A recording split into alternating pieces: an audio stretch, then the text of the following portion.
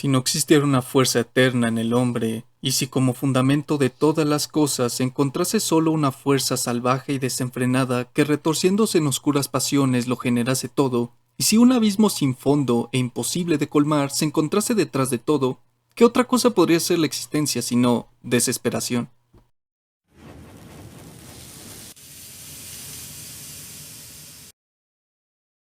La anomia es un tema social que me parece imperante de hablar en nuestra contemporaneidad. Actualmente, tan relevante es la presencia de este fenómeno social que, una vez hayamos comprendido su significado y la forma en la que se presenta, habremos entendido a su vez uno de los aspectos más importantes de nuestra realidad social. Después de todo, este es un tema ligado a los precursores de la sociología y a las ciencias sociales en general entre los siglos XIX y XX. Lo que nos atañe ahora entonces es tratar de explicar este tema básico y primordial. Y para hacerlo todavía más interesante, hablaremos de una de las obras más importantes e influyentes en la industria de los videojuegos en la última década para apoyarnos con el entendimiento de este tema, Dark Souls. Dejo en claro pues que este video lo hago con dos propósitos en mente. El primero, brindar una explicación detallada y concisa del fenómeno de la anomia a modo de lección expositiva. Y el segundo, plasmar este trabajo como forma de homenaje a una de las obras que, a mí como muchos otros que pudieron probarlo, ha sido significativa a nivel íntimo y personal, por lo que en el futuro pueden esperar más análisis acerca de esta increíble obra. Sin más, esto es explicando la anomia con Dark Souls.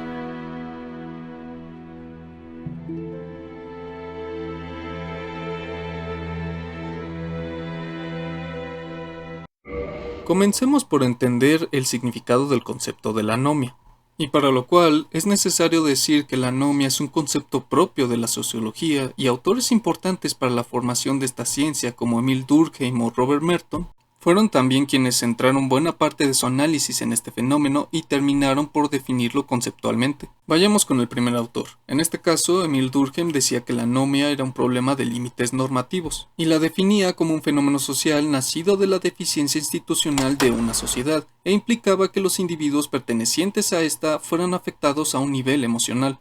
Otra forma de decir que las personas se volvían más propensas a sufrir de ansiedad o depresión o adoptar otros comportamientos de disociación y desapego cuando las instituciones sociales entraban en un estado de crisis. De hecho, es a partir de problemas como las crisis económicas que dan lugar a condiciones anómicas entre las masas. Por otro lado, Robert Merton desarrollaría más a profundidad el concepto de este fenómeno. Para él, la anomia sí que representa un problema de límites normativos, es decir, un problema de disociación o desapego con la estructura misma de una institución social o del propio sistema social por parte de los individuos que la conforman. Sin embargo, más que un síntoma de la crisis de una estructura social, Merton se refería a la anomia como un síntoma de la presión que ejercen ciertas estructuras sociales sobre ciertos grupos de individuos. Dicha estructura no necesariamente tiene que padecer de una crisis. Su solo funcionamiento es el que, de forma directa o indirecta, presiona e influye una disociación entre los individuos. ¿Pero qué tiene que ver todo esto con Dark Souls? Pues verán.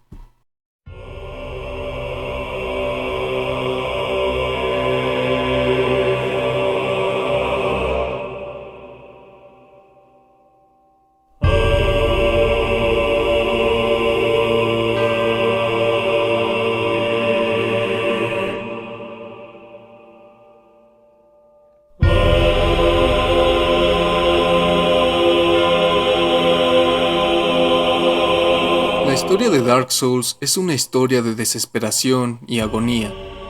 Desesperación por mantener viva la última flama. La desesperación por los desafíos que se les han impuesto a los guerreros que buscan cumplir la profecía. Y la desesperación por la maldición del no muerto. Todo el universo de Dark Souls gira en torno al caos. Pero no hablando del caos en un modo salvaje y desenfrenado que lo consume todo, sino el caos como una fuerza de disparidad y cambio. Durante la era de los dragones, la primera de todas las eras, no existía ni frío ni calor, no existía luz ni oscuridad y por lo tanto no existía la muerte, solo la eternidad representada con los dragones, hasta que la primera llama nació, y sabemos lo que pasó después. Wind y los dioses primordiales se alzaron contra los dragones gracias al poder que la llama les otorgó. Nacieron los humanos, la era de los dragones llegó a su fin y la era del fuego se levantó. Pero después de miles de años, cuando la fuerza vital de la llama estaba agotándose, anunciando la llegada de una nueva era que terminaría irremediablemente con la del fuego, aquellos que alguna vez fueron libertadores y demiurgos de su propia realidad, ahora temían por la inminente pérdida de todo lo que habían construido y harían incontables esfuerzos para que la era del fuego se prolongase eternamente, rompiendo así con un ciclo y conflictuando enormemente una dialéctica. Esto es lo que terminaría por originar el estado tan decayente del mundo de Dark Souls cuando lo vemos por primera vez. La maldición del no muerto, la aparición de los demonios del caos y la perturbación de incontables reinos cuyos gobernantes cayeron en una agónica existencia como resultado de perseguir ambiciones de un poder absoluto. Todo a lo que nos afrontamos en la saga Souls es el resultado de un mundo en crisis. Uno que se niega a morir y es forzado a funcionar y mantenerse vivo pese a ser cada vez más notorias las terribles agonías que tiene que sufrir para ello. Así que ahora profundicemos con el análisis. Para empezar, la propia maldición del no muerto es algo que podemos relacionar con los efectos anómicos que existen. Muchas veces se ha asociado a tal maldición como una alegoría a la depresión en nuestro mundo empírico, lo cual no voy a desvalidar, pero en vez de centrarnos en su significado alegórico, vamos a adentrarnos en la verosimilitud del mundo Souls y preguntarnos el porqué y el cómo de esta maldición. Esta condena no pactada, la maldición del no muerto, es directamente el resultado de la crisis entrópica que sufre el núcleo del orden en ese universo, la primera llama. Wind, como soberano supremo, temía la disipación de la primera llama, pues ello implicaría el nacimiento de la oscuridad, y como los seres humanos son seres de oscuridad en el universo Souls, se vería la imposición de un nuevo orden liderado por los propios humanos. Esto es lo que llenaría a Wind de una paranoia tal que tomaría la medida de enlazar directamente a los humanos con la primera llama a través de la marca oscura, evitando así que la oscuridad humana se expanda, es decir, impondría una mayor cohesión social. El problema es que como la llama comenzaba a apagarse, empezaría a su vez a crear perturbaciones con la oscuridad que originarían la maldición del no muerto. Como dije, este estado de no muerto se origina directamente del estado de crisis en el que se ve inmiscuido el núcleo base del orden en la saga Souls hasta ese momento, que es la última flama. Es gracias a esta inestabilidad crítica del orden social mismo, y en este caso del orden empírico en sí, que consecuentemente surge la maldición del no muerto como un claro estado anómico, donde la base del orden social al cual los humanos fueron forzados a seguir ahora se vuelve inestable, y con la pérdida del significado universal se pierde la voluntad de vivir. There is an old saying in my family, thou who art undead art chosen, and thine exodus from the undead asylum maketh pilgrimage to the land of ancient lords. When thou ringeth the bell of awakening, the fate of the undead thou shalt know. Well, now you know. Este, sin embargo, no es el único hecho testiguante de la anomia en la saga Souls, pues después del primer sacrificio en favor de la supervivencia del orden de la Era del Fuego, consecuentemente nacería un elemento crucial como complemento del orden en la estructura misma, la profecía del no muerto elegido. Esta profecía funge como parte de un elemento orientativo de comportamiento a favor de asegurar la supervivencia del orden del fuego. Si lo pensamos en un modo estructuralista, la profecía del no muerto elegido es el elemento coercitivo y orientativo que guía a las masas para asegurar el orden como mecanismo de autopreservación. No es muy diferente a lo que representan las enseñanzas que aprendemos en nuestros primeros círculos sociales acerca de alcanzar metas, cómo conseguir un buen trabajo o estudiar determinadas carreras para asegurar un futuro, cosa que en la actualidad se sabe no es del todo válido y las generaciones más contemporáneas lo atestiguan. Aquí vislumbramos dos condiciones que Merton asociaría como fundamentales para la creación de condiciones anómicas entre las masas. Por un lado, se impondría una meta específica ligada al carácter propio de la estructura social en cuestión, y por otro lado, una forma homogénea de alcanzar dicha meta, pues los humanos, al no permitírseles que abracen su naturaleza oscura, son sometidos a un orden empírico con una estructura rígida.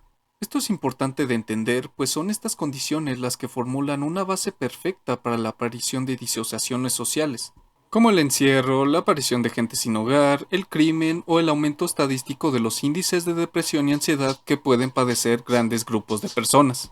En este caso, es importante destacar que Merton elaboraría una tipificación para explicar los distintos efectos o formas que puede adoptar la anomia a través de los individuos. Por un lado está la conformidad, que es la adaptación común a las metas y a los medios, pero que regularmente puede traer consigo irregularidades psíquicas como la depresión o la ansiedad.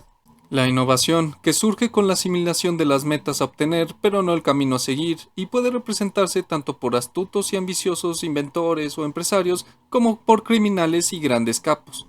El ritualismo, donde se abandona por completo las metas a conseguir, sin necesariamente quebrantar el orden social mismo, teniendo un desnivel en las expectativas. El retraimiento, donde los individuos dejan de formar parte de una sociedad y solo existen en ella, abandonando por completo el sistema social en el que coexisten. El ejemplo clave de esto es la figura de la gente sin hogar. Y por último, la rebelión, que es el rechazo de las metas y los medios institucionalizados y como respuesta se aspira a toda una renovación de la estructura social misma. Desde este enfoque analítico, y volviendo a hablar de Dark Souls, encontraremos que, en todos los juegos de la saga, conocemos varios personajes icónicos que llevan consigo la representación de cada una de estas formas que puede tomar la anomia. Sigmar de Catarina, Soler de Astora y Lucatiel de Mirra, quizá los personajes más famosos de la saga, comparten un fatídico destino en común, pues los tres son presa de la maldición del no muerto, y su travesía se basa en la búsqueda incesante de una aspiración mayor, aquello que pueda curarles de la maldición o dotarles de una pauta de orientación que les otorgue un mayor significado a sus vidas. Lucatiel, después de perder a su hermano por la misma maldición que ahora ella padece, buscaría en Dranklar la forma de deshacerse de ella, aspirando a la meta más alta y atravesando la cruzada más severa en un reino en decadencia. Por otro lado, durante todo el juego vemos la travesía de Sigmar, un noble y fuerte caballero, pero que pese a eso cae víctima de la maldición como muchos otros. Pero lo que más caracteriza a este personaje es el espíritu perseverante que tiene. Siempre trata de demostrar que es alguien capaz de enfrentar los peores obstáculos, de demostrar que es alguien fuerte en el mundo de los más fuertes, esperando que la persecución de una gran y desafiante aventura como la de cumplir la profecía del no muerto lo salve de su inminente destino maldito. Y finalmente está Soler, quien se nos es presentado como un caballero del más noble corazón que está dispuesto a ayudar a quien lo necesite, pero siempre dejando claro que tiene una búsqueda que cumplir, encontrar su propio sol, su propia luz guía que llene su propio hueco y para lo cual está dispuesto a viajar a la ciudad de los dioses y enfrentar todos sus desafíos. Tan solo estos tres personajes, en mi opinión, representan baluartes de una de las formas en las que se presenta la anomia, la conformidad. Sin embargo, esto no es todo. En el caso del retraimiento, no concibo a nadie mejor que represente esta forma anómica que el caballero alicaído, quien al igual que nosotros y muchos otros guerreros viajaría a Norlondo en busca de cumplir la profecía y encender la flama. Pero el camino que debía atravesar para ello fue demasiado grande y sin ayuda ahora se encuentra en el santuario de fuego, rendido y sin hacer nada más que guiarnos y advertirnos sobre el peligro que enfrentaremos. El pontífice Sullivan es para mí el antagonista máximo de Dark Souls 3. Siendo un simple y joven hechicero, cuando encontraría en la capital profanada una llama de poder casi infinito que despertaría en él una terrible ambición, lo que lo motivaría a apoderarse de su poder a como diera lugar, ocasionando masacres y calamidades en su travesía, y, aún después de apoderarse de dicha llama, seguiría ambicionando más y más hasta desestabilizar todo lo que lo rodeaba. Es por esto que no puedo dejar de relacionar a este personaje con la innovación. Pues como expliqué antes, esta forma no necesariamente se refiere a una invención que renueve las formas de relacionarnos para alcanzar determinadas metas. Es más que nada la adopción de otras vías no establecidas como legítimas para alcanzar dichas metas.